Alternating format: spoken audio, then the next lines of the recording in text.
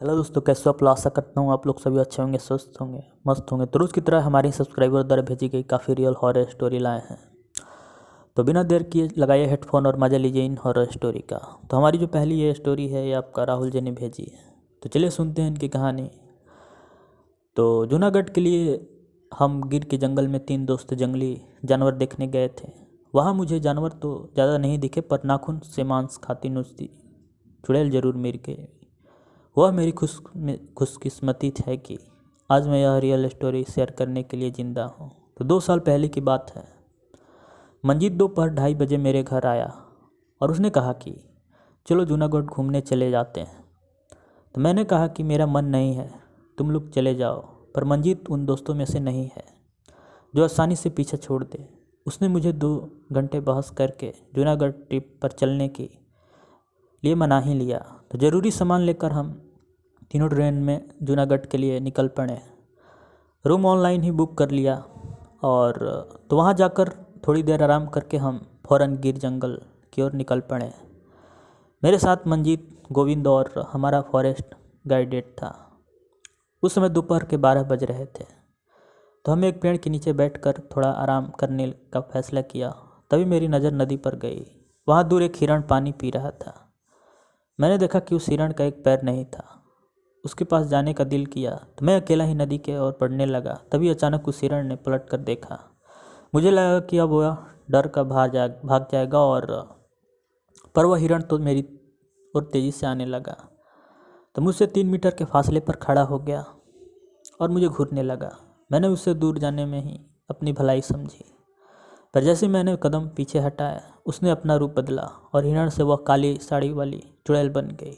एक खौफनाक चेहरा और एक काली साड़ी, उसकी भयानक मंजर को देखकर मैं सिहर उठा। मैं अपने दोस्तों की ओर भागा, पर उसने लपक कर मेरे दोनों पैर पकड़ लिए और मुझे गिरा दिया और वह मेरे गिरने पर बैठ गई। तो वह मेरी छाती पर बैठकर काफ़ी ज़ोर से चिल्लाने लगी। मैं बावलों की तरह चीखने और लात मारने लगा। मेरे दोनों दोस्त और हमारे टूर गाइड दौड़कर मेरे पास आए और पकड़कर मुझे ज़मीन से उठा लिया।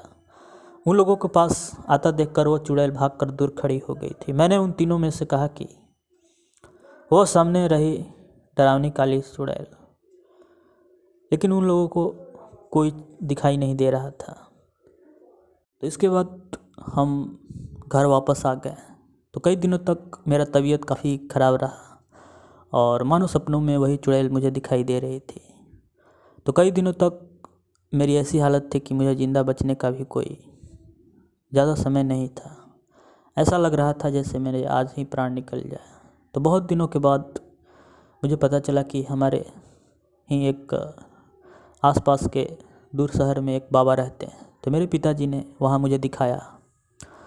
तो कई दिन छानबीन होने के बाद भी मैं वहाँ ठीक नहीं हो पा रहा था।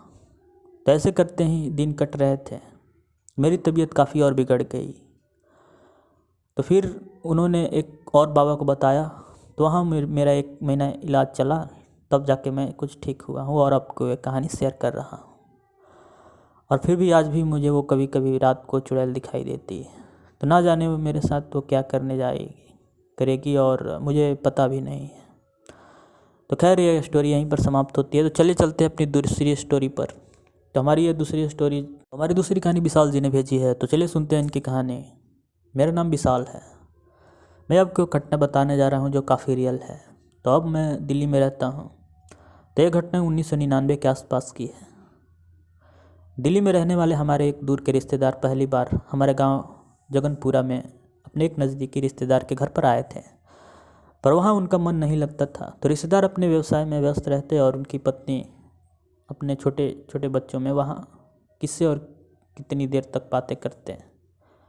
तो उनके यहाँ जाने पर जानबूझकर देर करते थे और हमारे यहाँ बैठकर बातें करते थे। तो बड़े गप्पी से वो थे। तो एक दिन ऐसा ही हुआ। तो कुछ देर बात होते ही मेरे वो चाचा जी से वो अंकल पूछने लगे कि तुम्हारा जो बड़ा बेटा है वो कहाँ रहता है। तो उन्होंने बताया कि कुछ दिन पहले उसकी मृत्यु हो गई है। तो मैं तो जानता था कि उसकी मृत्यु हो गई, लेकिन मुझे उसकी मृत्यु का क्या कारण था मुझे पता नहीं था। तो मैंने सुना उसकी मृत्यु का कारण एक दर्दनाक घटना थी जो आपको भी सुनकर काफ़ी आश्चर्य होगा। तो दरअसल बात ऐसी थी कि वो एक हॉस्टल में रहता था। तो हॉस्टल में काफ़ी लड़के भी रहते थे। तो उसके होटल में रहने का भी समय 6 महीना ही हुआ था कि उसके कमरे में रात को अनजान शक्ति आने का उसे अनुभव होने लगा। तो बार बार यही सोचता रहा। तो काफ़ी दिन तक होने के बाद भी उसकी सेहत भी खराब होने लगी, लेकिन वो घर वालों को कुछ बातें नहीं बताता था। और एक दिन हद ही हो गई, जब उसे 2:30 बजे उसका नींद खुला तो उसने देखा कि कोई से आहट उसके कमरे में आ रही है और उसे घूर रही थी। आंख बंद थी, फिर भी एक एहसास सा उसके दिमाग में चल रहा था। तो ऐसे ही रोज़ होता गया। तो कुछ दिन बाद वो आहट उसे काफ़ी तंग करने लगी। कभी उसकी छाती पर बैठ जाती, तो कभी उसके गला पकड़ने लगती, ऐसे मानो उसे मार ही देगी। तो एक दिन की बात है, जब वो काफ़ी रात को नींद में सोया हुआ था। जैसे उसने अपने रूम के दरवाजे पर देखा, उसे किसी आहट और सफ़ेद पाँव, जैसे पीले पाँव दिखाई पड़ रहे थे। उसे देखते ही वो झट से अपने पलंग के नीचे छुप गया और देखने लगा।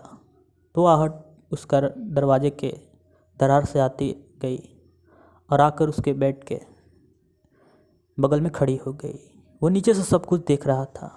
उसका भयानक चेहरा और भयानक उसके पाँव जो उल्टे मुड़े हुए थे और सफ़ेद चमड़ा, वो देखकर काफ़ी सहर गया और उसके डर का एहसास काफ़ी ज़्यादा हो गया था। तो क्या हुआ था कि तो काफ़ी देर कमरे में घूमते रहा और उसके सामान को काफ़ी तहस नहस कर दिया और एक डायरी के पास गया और वहाँ से वो गायब हो गया। तो उसे लगा कि वो शायद चला गया है।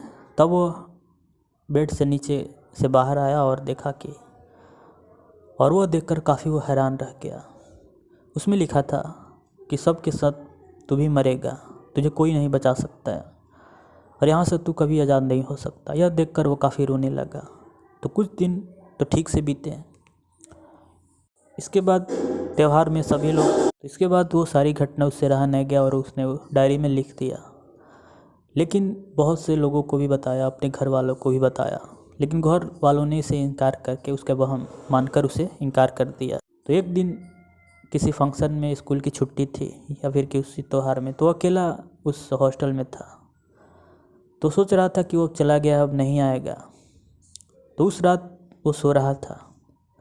दूसरी रात फिर वो आहट सुनाई दी। तो उसके बाद जब सुबह हुई, दरवाज़ा खटखटाया गया और जब उस दरवाजे के खोलने का कोई उपाय नहीं सूझा तो कुछ लोग और कुछ लड़कों ने उस दरवाज़ा को तोड़ा और वो नज़ारा देखकर सब चौंक गए। बेड पर उसकी लाश पड़ी थी और काफ़ी बुरी तरह से चिथड़े उड़ाए गए थे, जैसे अपने बड़े नाखूनों से किसी छीन दिया। और इसके बाद वो डायरी भी पढ़ी गई तो पता चला कि उस डायरी में लिखी गई बातों से कि कुछ महीने पहले यहाँ एक लड़का रहता था। तो कुछ लड़कों के रैगिंग और की वजह से उसने उसी रूम में फांसी लगा ली थी। तो शायद वही लड़का अपने बदले के लिए इस लड़के को मौत के घाट उतार दिया है। तो इस सदमे के बाद घर वाले काफ़ी दुखी थे और यह एक बिल्कुल सच्ची और कहानी है। तो आशा करता हूँ आप लोग के दोनों कहानी अच्छी लगी होगी।